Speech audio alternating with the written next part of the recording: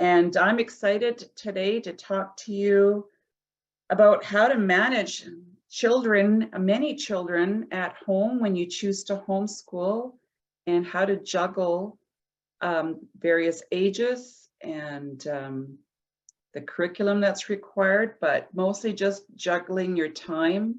And we have a wonderful guest here today. She's actually my sister-in-law, Wendy Livingstone, and she's my mentor.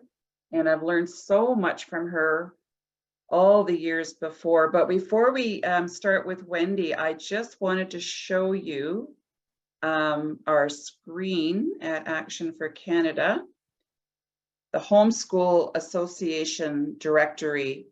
If you scroll down, you will, I've shown this the last two webinars we've done, just lots of homeschooling information here. We got the HSLDA, the Homeschool Legal Defense Association. We got some great videos just to see what's going on across your country, and interviews. And then if you scroll back up, right here is the directory. This is always my favorite page because this is what breaks down each province.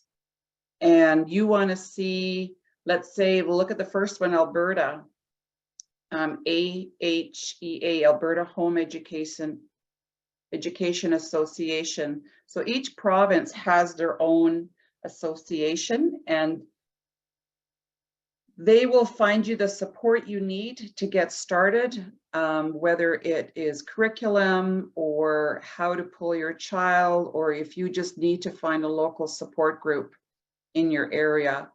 So like in BC, we have one, Manitoba. So each one, there's phone numbers and emails.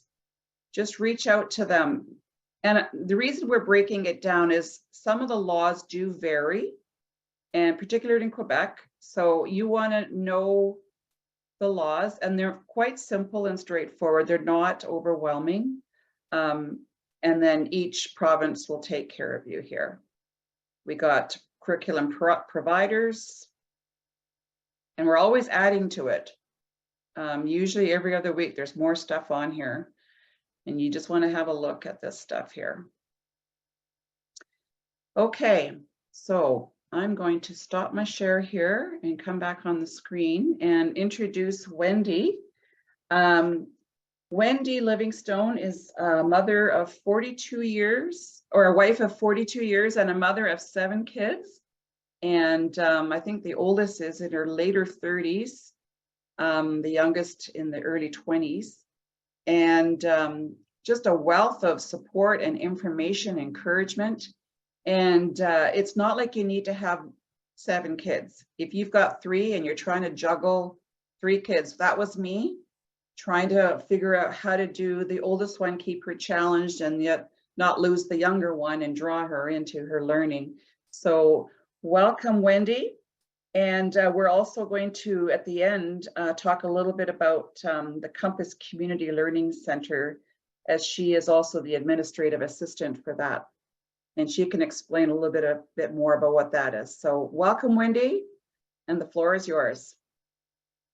Thank you very much. I am honored to be here. I am not an expert, but I have experience.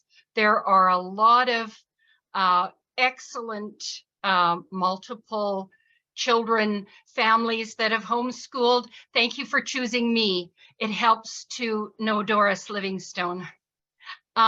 Okay, I would like to start by sharing my screen for my presentation. Start from the beginning. Okay, why homeschool? I homeschooled because I have seen the village and I don't want it to raise my children. I'm Wendy Livingstone, and Doris gave me a great introduction. Thank you. And I'll do my best to zip through this. Okay. I did put my my oldest daughter in kindergarten, and I called public school, hurry up and brush your hair, hurry up and brush your teeth, hurry up and get your shoes on, hurry up and get in the car. Whereas homeschooling, we can spend more time peacefully going about life, taking time for important things rather than hurrying up. And I am a collector of memes from Facebook and everywhere. And here's an easy recipe for homeschooling. Observe what they do in public school and do the opposite. Okay, this actually appealed to my husband the most. I was inspired by an amazing pack of worksheets in elementary school that totally changed my life. Said no child ever. I had boys that looked similar to this. Okay. Just briefly, way back in the olden days, when homeschooling in BC wasn't legal, but it wasn't illegal, and I kept my children in the house till about 3 when other children were out of school so that we weren't reported. I read a lot of books, and these oldies but goodies are great. And what I gleaned from the Moores was that children's eyes, especially boys, don't fully develop until they're about 10 years old. So they suggested that you don't force them to read text or do busy work on worksheets, and let them go out and play. We did hands-on experiments, crafts, building projects, hammers and nails, even for the girls. I read this over again and I thought, is there anything girly in there? The girls did all these things with us: paper mache masks, duct tape swords, treasure hunts and scavenger hunts. And the Moores, he was the doctor and she was the teacher. They have lots of research in their books. And it's tried and true old research. It's nothing new, none of the research that suggests that boys can be girls and girls can be boys. I learned to never stop reading and learning. You can teach your kids that. They learn by example. And one of the funny little things is I have lots of books beside my bed. And when the kids come in, I show them, these are all the books that Mom's reading. One of the books that I recommend was What the Bible Says About Child Training, Parenting with Confidence with J. Richard Fugate. And I can touch on that later. An important tip for large families: eat meals together. Eating meals together, making it normal so that the children expect to come over even as adults, and they're going to have a meal with mom and dad. And what follows is conversation. And we've joked at home that we should put all of our cell phones in a lead box and stack them at the door so that we can't be overheard, because our conversations are quite spicy. We talk about current affairs. Another thing about raising a large family, and this little talk that I have, sorry, I'm reading off a piece of paper, is raising normal kids totally different from the world on purpose. So one of the tips my oldest daughter had for other homeschoolers, she was about 17, and she gave a talk in front of the church ladies that wanted to know about homeschooling.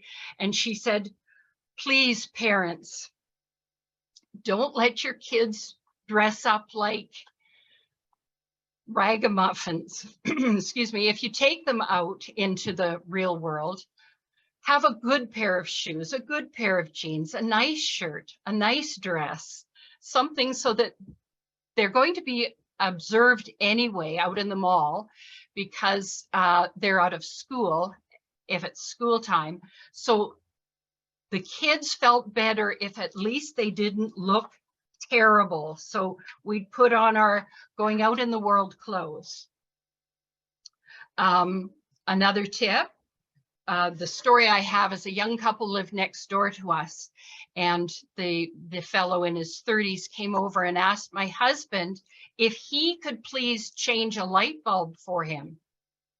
And we made a decision then and there that we were going to train up our kids to do all of the things they would need to run a household and not need someone else to come and change a light bulb. Normal skills is what we were teaching our kids. Sorry, another tip was eating meals together. Oh, sports. We had 7 children, and they ranged in ages, but we made a decision early on that they could do one thing. We'd concentrate on each child, one thing at a time. They couldn't all be in all sports. There was only one driver, and I had to divvy things up. So the other thing was we didn't start them till they were 10 years old, because by the time they were 10, they could actually understand the rules of the game. Like T-ball seems so silly, because really when you're going to learn baseball, you're not going to hit the ball off of the stick. So we did everything at home. We got the kids, a lot of things were secondhand, baseballs, gloves, ice skates. We went to public skating. Bikes, we rode bikes together. They played basketball in the driveway. They learned all the sports at home. And if they showed a really keen interest in any one thing, and they wanted to join a team, there were teams, of course, in the community that they could join. So we let them do one thing at a time. A quick story, my son was a hockey player. I put him in hockey when he was 12. Had we put him in at about 5, he might have been an NHL player, but we put him in at 12, and he joined a men's league after he finished school. And one of the fellows in the locker room came up to him and he said, "You're a Christian, aren't you?" And my son thought about it for just a second, and he said, "Yes, I am." And the fellow said, "Yeah, you don't swear." I was very pleased with that. Academics. Let's see. I asked my daughter, my oldest daughter, before I did a homeschool talk, "Honey, what stands out in your mind? What do you remember? What was something that you can pass on? What advice do you have for other kids?" She said, "Mom, I don't remember you teaching me anything." Well, I almost died. I almost cried. And she said, no, not that we didn't learn, but you made everything fun. I tried. Okay, that's just a story. I had Bible verses in my schoolroom, and having a schoolroom is another thing I might talk about. How are we doing for time? I had Bible verses, and the one that I posted was Proverbs 1, verse 7. Fear of the Lord is the foundation of true knowledge.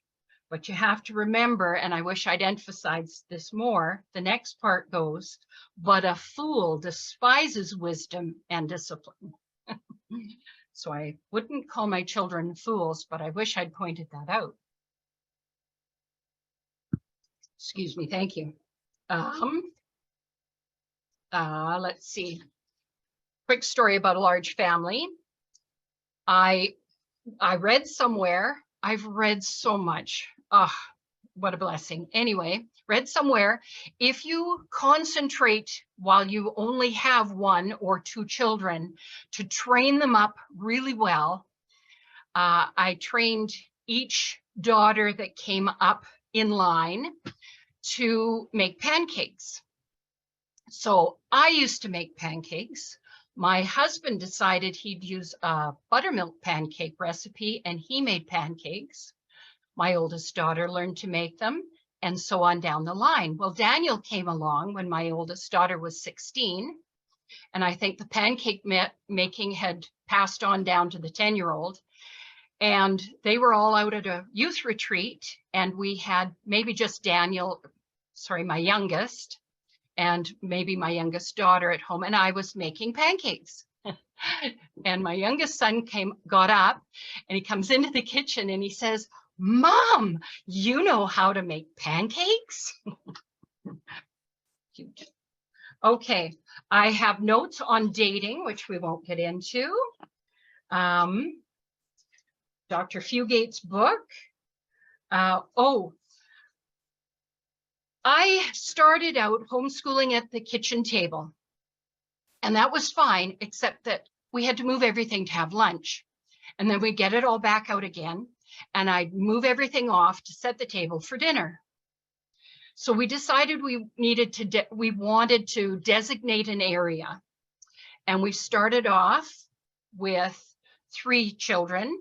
Then I had the twins, and they would not tolerate being ignored. So they would climb on the table and sit on the kids' books and look them right in the face and demand attention. It was very sweet, but we decided we needed a schoolroom. And we went up to the attic and we turned it into a schoolroom now. And the tip I have today is highlights of your life. Sorry, let me just go back. Hi, I'm Wendy. This is for Mom's Cafe, and it's organizational tips. And the tip I have today is highlights of your life. We're going to use highlighter pens, and this is all an inexpensive way to do some organization. So here on my inexpensive book, I have everything that I need to know. So today my to-do list is make a doctor's appointment. When you find out that it's Tuesday at 4 p.m., you're going to make it pink because it's something you have to remember. Plan a birthday party. Depends who it's for, but if it's something really important, you highlight it in yellow so it's a visual so that you can see you really have to remember this. This is a doctor's appointment. It's in pink, so you remember that. Once you've got the party organized and done, you make it blue. My reasoning behind this is so that if you're used to doing a to-do list on a piece of paper, you might even think, yay, I'm done. Crumple, crumple, chuck. Somebody comes in and says, well, what did you do today? And you go, let me find my piece of paper from the garbage. No, I say, do this, and each time you get something done, you took the meat out of the freezer, and you look at this and you think, well, I know I did more than that today. Hey, I talked to my mother-in-law. My mother-in-law phoned. Okay, and I spoke to her. Write that down and go, yes, I did it. At the end of the day, you've got highlighters in blue for having had it done. It was yellow to really remember, but you got it done, so you've made it blue. When you go back in your book and you're looking at things that you needed to remember to do, there's in yellow. This one isn't a good example. Another reason, though, why I suggest you have highlighters in your pen, in your purse, is when you're out with the kids, you can say, have a page and highlight. You can color while mom is busy. And you might even collect some lovely artwork from your kids. Okay, now, using this same idea, I suggest you get a dollar store organizer day planner. And this is what mine looks like. So we were in February. Let me just show you February. There was Mom's Cafe. This is what I'm working on. We had a birthday, another birthday, and another birthday. Just stuff like that. So this is this month. Here's our Mom's Cafe. Oh, a bunch of things I'm doing. This is handy because it fits in your diaper bag. And any plans you make, you have your calendar with you at all times. I know you can put it on your phone, but when you scroll down your phone trying to find what it is you're looking for, this is faster. The other thing is you might have your young child playing a game on their phone, and you won't be able to retrieve your phone fast enough to make a date in your calendar. I'm just saying paper is easy. This is all dollar store. Then, what else? I have these books from forever, and I've made notes and I've highlighted things. This is something I really need to remember.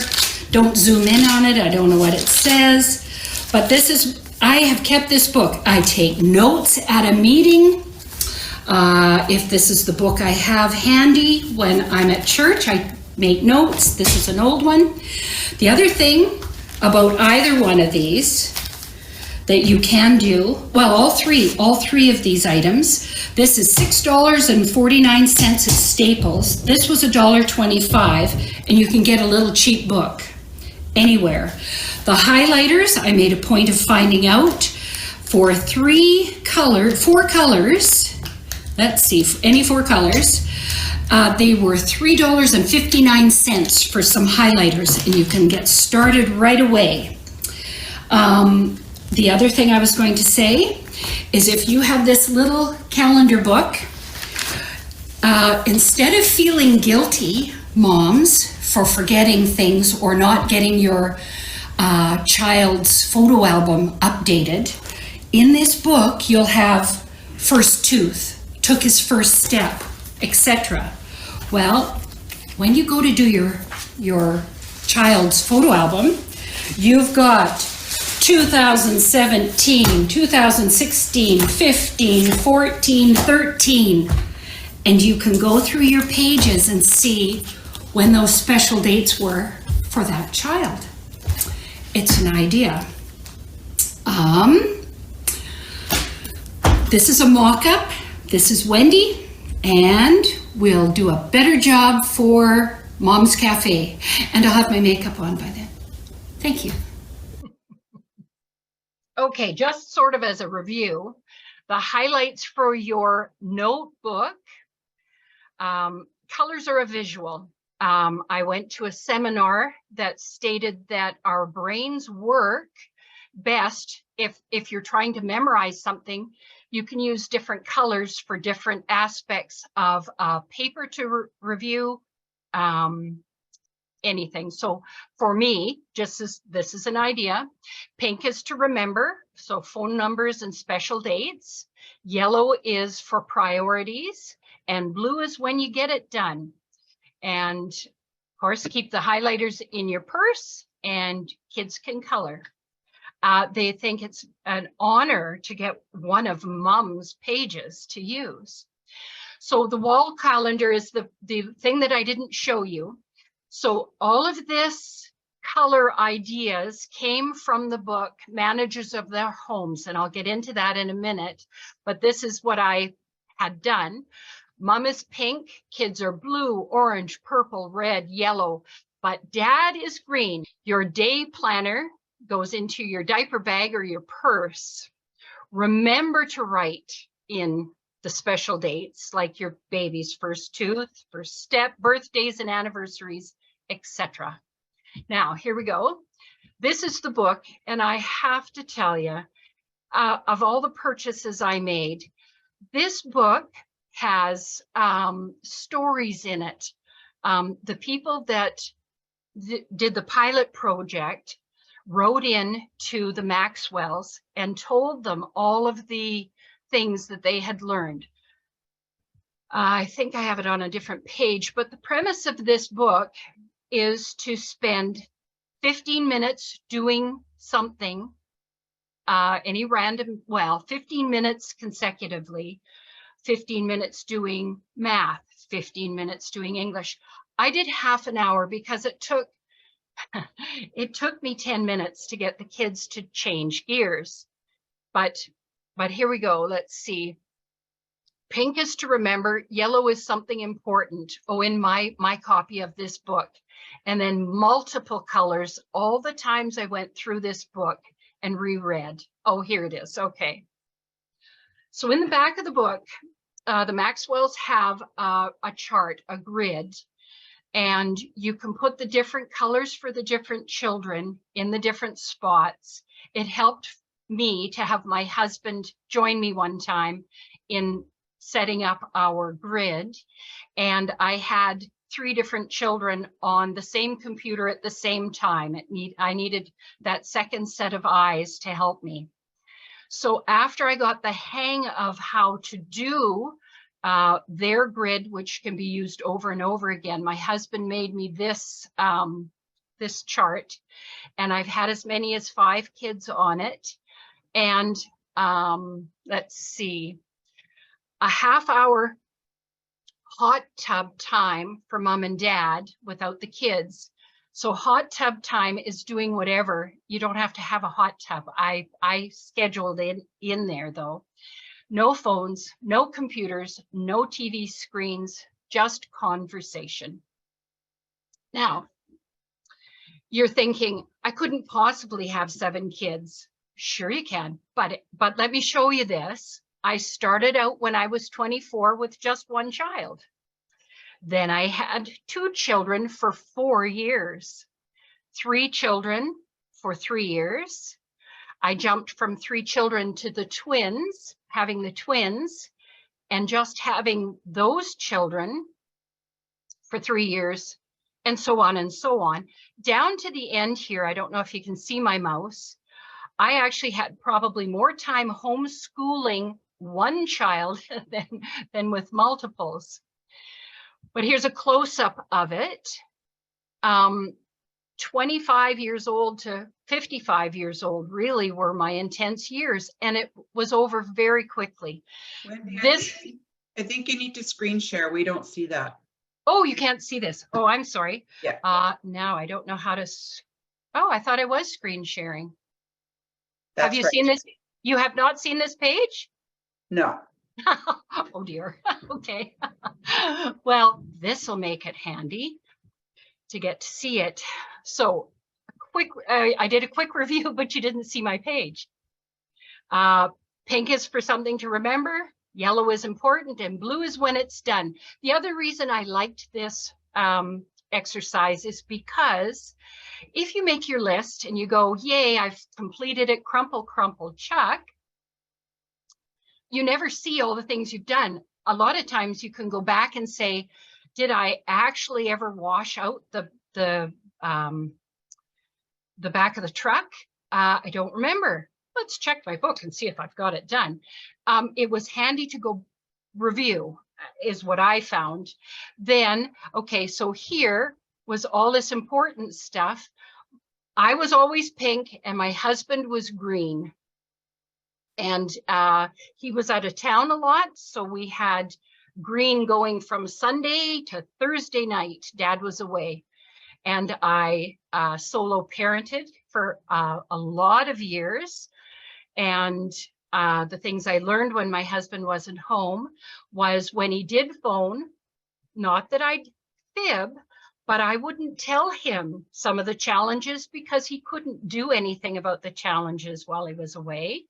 But I'd write them down and just let him know so that on Friday, when we took the day off, we only homeschooled. In the end, it evolved into 4 days a week so that we could have Fridays off with Dad, very important. And he'd have 3 days to catch up, do his laundry, have chats with the kids, and discipline. Hardly seems fair, but it worked that way. Oh, so this is the book that I was telling you about. Highly recommend purchasing this book. This is the grid that I was trying to show you earlier. And the part about hot tubs, you can read it there. So the premise is half an hour a day. And by the end of the week, you can have 2.5 hours that you've accomplished or that you've dedicated to one thing.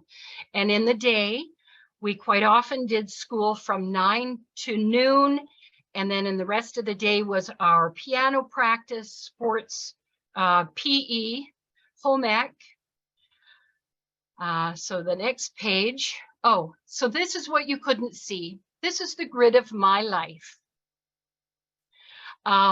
There's a part here where my daughter wasn't in the home. She was in Argentina with her older siblings on a missions trip, and they kept her. She was only there about 4 months, but this was just an example, reminds me of what she was doing.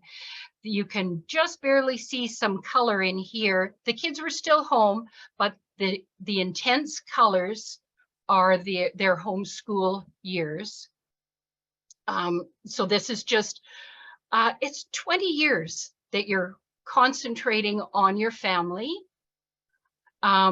Intense years, wonderful years. I encourage you.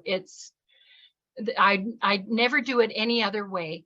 This is a little bit hard to look at.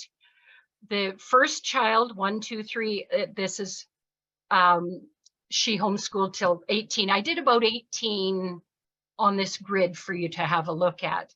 So Toya, when she was 15, was in Argentina. Oh, I wasn't going to use names. Anyway. And then here's my youngest, finishing at 18, and he moved out with his brother at 19, and I was an empty nester by 60. Very sad.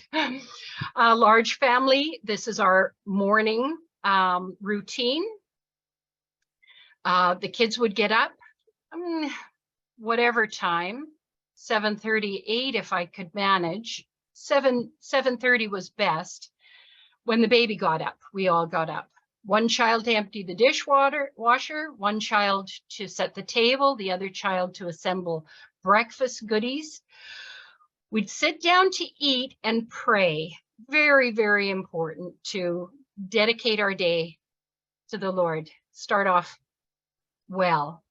Eat and chat and discuss the day's adventures. We'd leave, and this is something that I learned. If you were to do your chores all day, at the end of the day, you'd wonder how you would ever fit homeschooling in, because you've got all those children home. So the important thing is it evolves, you figure it out. And we would do breakfast and leave the table, leave the chores and everything, sit and do our Bible devotions, read. We would do current affairs, which would lead to history and geography, while the littles would color. I found a beautiful Bible coloring book. And as the littles learned to read, they'd have their own Bible version. Now, the older children would get a little bit impatient when the littles couldn't pronounce a word, but if they were reading different versions of the verses and the chapters, the older kids couldn't criticize because it was a different book. An idea. I suggest you follow the rabbit trails. They lead to awesome discussions. Research comes out of things. Mom, do you know everything? No, I don't know everything. Let's find out. And we'd go to the library. I think that you're allowed 50 books out on each card. Oh boy, I'm running out of time here. I've been going on and on. This was important for me to share with you. Don't ever let anyone tell you that you're homeschooling the wrong way. Education is discipleship. Homeschooling is parenting with school books. There are as many ways to educate your child as there are to dress them. The most important thing to remember is that you are the parents God entrusted with your children and no one else. You need to do what's best for your family and your children. If you do read classics or don't, it's okay. If your kids learn to read at 3 or 8 or 10, it's okay. If you use textbooks for everything and never do crafts, it's okay. If your kids graduate with full scholarships or go to work on the farm, it's okay. Public schools are factories and children are the product. The product must meet certain requirements and must be as standardized as possible. Thank goodness your child is not standard. They are unique individuals created in the image of God. You know all children are different. If you have 2 or more of them, your family is not standard either. Embrace that. Do what works. Choose your methods and curriculum with prayer and wisdom, and not for peer pressure or social media pressures. Seek help when you need it, or ask for advice from a trusted source, but don't let anyone tell you that you're homeschooling the wrong way. And very important, be a family, not a school. Okay, really quickly, these are things we wish they had, that we could learn. Well, being homeschooled, we can learn these things. Our grandma was the horticulturalist professor on our property. How to grow food, composting, seed saving, medicinal herbs, first aid, foraging, mushroom ID, water filtration, fermentation, no-till, yeah, that word, food preservations. And then I always want to say, with a large family, it was so important to do home ec, very important. Making their beds, all of these things down near the bottom, nurturing younger siblings. Textiles is sewing, auto mechanics. Oh, dads are fabulous. Dad might say, honey, I'm leaving after lunch to go out to the car. I'm going to work on something or other. And I'd say, great, take the kids. Teach them to work on the car. Budgeting, how important is that? Applying for a bank loan, and better still, save up all their money and don't need a loan for their car. Our children did school diligently till they were about, and I don't mean they weren't diligent after 14, but around 14 or 15 when they were able to have a part-time job. It's what they chose to do, and they had some independence and some money. I encouraged them to get their driver's license. My goodness, that's so much help. And it sets them up, I think I have here, sets them up to be a grown-up. Okay, stop sharing. Oh, okay. This is great, Wendy. This is so good. So many useful tips on how to manage the time and the children, whether you've got 2, 3, or 4, or even 1. It's relearning how to, just manage our time, and all the great tips. One of the questions I see in the chat is, when it comes to curriculum, how do you, and I know you've only got a few minutes before you need to get off the screen, so I wanted to give you some time just to talk about how to manage curriculum. So my experience was unit studies were my saving grace, where I took a subject and required different expectations from each grade level of my children. And then my older one sort of started to really become a motivated self-learner and moved on. And then I kept the other 2 sort of at the same subjects, but different expectations. So what would you recommend? Could you give us a few tips on how you manage curriculum for children? When I started, there wasn't an awful lot of curriculum for homeschoolers. So what we did was quite eclectic. Nowadays, I went to Costco. I had a difficult pregnancy, and I went to Costco and I got the complete book of grade 6 or something. And it was helpful. It was awesome. We did our Bible study. We had our prayer tree. And then we would do some pages in grade 6 in the workbook. Handy, very handy. When I had my older 2 girls with some curriculum that I got for grade 10 and grade 8. Oh, another tip. When I had the older girls doing grade 8 and grade 10, and I had all of these littles, I got a gal come into the house, and she would have the kids from 9 to 11 downstairs, all the littles, and I had the bigs upstairs, and we concentrated on just doing older curriculum for the older two, while Rita had the kids downstairs, and then she'd make us lunch. It was wonderful. Another tip was when I took kids, sorry, this isn't curriculum. What can I help you? Oh, when I had bigs and middles, I went to a curriculum fair to the Alberta Canadian Educators Homeschool store. I have it wrong. Brenda. I said, Brenda, I've got 5 little kids and one of them's 10 and the little one's only 2 or whatever he was. And I said, what can I do to incorporate all of them at once for at least an hour and a half? And she said, there's Come Sit By Me and 5 in a Row. 5 in a Row is what I purchased. You take a book out of the library, and for 5 days, you concentrate on the artwork, incorporate math, geography and history, whatever is in the book. And when you catch on to how it works, you can do it with any book you're using. And like Doris said, unit study. The book only was a launch pad to something else.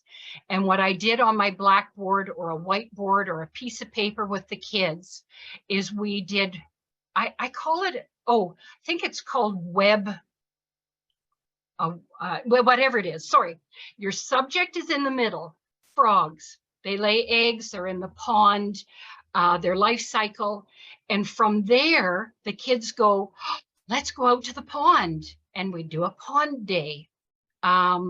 Let's collect eggs and watch them turn into tadpoles. Oh my. So we did that with a lot of things. So the unit study quite often was our own invention, our own creation. How's that? Anything else? Doris, you're muted. Yeah, I just had to unmute. So no, that's fantastic. And just before we go into Q&A, can you touch on a little bit about the Compass Community Learning Centers? Okay. I am a die-hard homeschooler. Everybody can homeschool to a certain extent. I was asked one day, they heard a presentation about pull your kids out of school. And if you want to learn about homeschooling, go ask Wendy. Beautiful little gal came back. She says, I have a 7-year-old. I've got to pull him out of school. I said, great. Can you stay home with him? No, I can't. I work full time. Oh, do you have a grandma or an auntie that can watch him in the day so that you can homeschool when you're able to? No, we're here from Korea alone. I said, I'm sorry, you can't homeschool. But from there was birthed the idea, although I'd heard it before, other people have done this, to set up a school in a church basement. So that's what we did. There were a couple of core members of us on the board, and I had bare bones ideas. Mrs. Horvath is our executive director of Compass Community Learning Centers. It is a Group 3 independent school. And we like to say, no shekels, no shackles. We don't take government money and we don't have to follow government curriculum. We have a certificate that allows us to be a school. We had looked into homeschooling. Could homeschool families drop off their kids to go to work? We found out that you cannot drop off homeschoolers. If they are registered with the government as homeschoolers, they have to be with their parents to a certain extent. They can't be dropped off at a school. And if the government were to find out, it was a $10,000 fine a day. So we said, well, we're just doing child minding and we can do kids in a group setting in the church basement. Well, then we'd be an unlicensed daycare center and we would be charged $10,000 a day. That's why we came up with the Group 3 independent school. There are several of them. Ours is unique. No, not that unique. We're a classical Christian education center. And we operated our pilot program on 3 days a week. We have one or two of our students comes just for 4 days a week. Makes it a little bit hard to follow through on his curriculum for that 5th day, but we send homework with his mom. And it's 5 days a week, and it's for we have Christian single moms, a lot of immigrants. Surprisingly, we had immigrants come to us and say, I'm so happy to find you. We thought we were moving to Canada, and Canada was a Christian nation. Sadly not. So we have Compass. We have a website. It's compassclc.com. And you can check out our website. We have 2 schools at the moment. We're in the works of a 3rd and a 4th. Yeah, it's very exciting. I'm the administrator of that. I do a lot of the behind the scenes paperwork. Okay. And just to clarify that this is in British Columbia. And Yes. Wendy, do you know how the laws are across the country? I know in Quebec, it would probably be a challenge.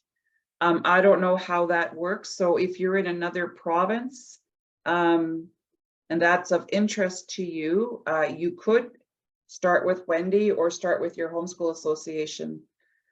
They may know the law. Well, they will know the laws, and same with HSLDA. They would know the laws on whether you're allowed to do that in your province or not. But it is an option 3 here in British Columbia. Yes. And interestingly, while we were putting this pilot project together, I had a feeling that what we had hoped for might not be legal, and it was HSLDA that I called. It was, I got in touch with a lawyer. It's not what they are scheduled to do, but I've been with HSLDA for probably 30 some odd years, ever since they came to Canada. And as one of their loyal members, or I guess a member, she gave me the time and gave me some very good advice. So that was very helpful. And I would say, you're right, Doris, HSLDA would help you in your province. Thank you. And do you have a few minutes just to touch on the Parents United Canada and your involvement with that? Okay. So before there was Action for Canada, I am with Parents United Canada, and we have little tiny programs. I started the educational choices so that I could help parents in BC know that you can register or enroll, and public school, DLs, private schools, homeschooling, and now this option to have a Group 3 independent school. And we're just mini. And in preparation for this opportunity to speak to you today, I went on your website and I watched Peter Stock, and he covers so many things. I didn't touch on a bunch of things because he's covered it very well. So yeah, Peter Stock, for those who didn't hear the webinar 2 weeks ago, he's the president of the Homeschool Legal Defense Association, and his webinar is recorded on our Action for Canada website if you want to go digging in there. I also wanted to just screen share on mine, and hopefully I can find it. I think it's here.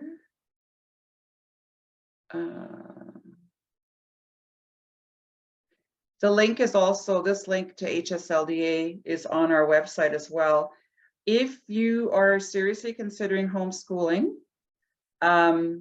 this is on the HSLDA website. It's showing the homeschool conferences across Canada. And on the left here, it'll show the provinces. And you can see on the right the dates of the ones that have already happened. So watch for those. If you're in Manitoba, it looks like it was in March. Ontario, they had one, but Ontario was having another one May 13th and May 5, 6. So they just had theirs last week, the big one. These, New Brunswick's got one coming up, and then the one on the bottom, Ontario New and Used Curriculum. Those are always fun to go to, because if you're budget minded, as I was, we were on one income for many years. It was great to go and get used curriculum to you know, use in your day-to-day schoolwork. So keep an eye on this website. If that interests you, I would encourage you to attend a live conference. You get knowledgeable speakers on every subject that matters to you. The curriculum fair, the vendor hall is open, where you can see and touch and look and read a curriculum. And then all the great conversations that happen in the vendors hall and in the hallways with other people, and you get inspired. So when I used to go every year, they were typically the first weekend in June in British Columbia, and I was ready to learn and remind myself, why am I doing this? Oh yeah, this is why I'm doing it. This is why I'm going to hang on. And then I would prepare my summer and take all my time off from schooling, but in my mind preparing for September. And I didn't usually start until like the third week of September, because I really wanted to enjoy that last part of summer with the kids. So yeah, have a look at that. So I will stop the screen share, and we've got, Wendy, have you got like 5 minutes to answer any questions? 5, okay.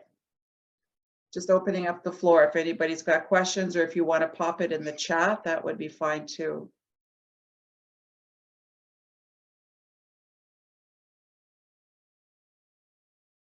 One of the things that I really appreciated what you said, Wendy, was teaching life skills. I remember when my oldest daughter's best friend, wonderful girl from the public school, and had never baked cookies. And she was, no, they were older. They were in grade 10 or 11. She never baked cookies. And I was marveled. And I thought, wow, like, to me, that's so basic. And one of the things that you get to do in homeschooling is you get to teach all the little things on the side all the time. They just sort of pick it up because they're hanging out and watching and being part of you, whether it's in the garage or in the kitchen or in the yard, or you work along with your parent, the child works along their parent. So these life skills are so important as we move into adulthood and becoming citizens again in society. And yeah, that's what we want for our kids. And for those of you who are just getting started, it's 1 day and 1 month and 1 year at a time. And then 1 year goes after the other. And it's amazing. I did K to 12, best years ever, best. And I'm very close relationally with my children. And that's another benefit, is when you see the big picture and you hold out for the long haul. So true. Yeah. And we need to have these conversations, especially with the way Canada and the world is in this time, and prepare our children for their years ahead, and as they move to become adults and parents themselves, and yeah, and keep homeschooling alive for the next generation as well. So I think we're going to wrap it up here. I know Wendy has to leave. And thank you for being here. And what's the best way to reach you, Wendy? If anybody wanted to reach out to you? I guess Wendy at parentsunitedcanada.com is where I check it all the time to see if anybody's trying to contact me. Yeah, I think that works. Okay, thank you. Yeah. Thank you so much. And Thank for you. myself, if anybody has questions about homeschooling, anything at all, my email address is homeschooling@actionforcanada, and those are the full words, Action for Canada with the number 4.ca. Homeschooling@actionforcanada.ca. I just see it's in the chat there. Good. So thank you, everyone. We're going to close it up here, and we look forward to seeing you again in 2 weeks. Go ahead, Wendy. Just let me say thank you very much. It's been wonderful. Action for Canada, and you guys are doing a great job. Thank you very much, and I'll say goodbye. Thank you. Thanks, Wendy. Bye-bye.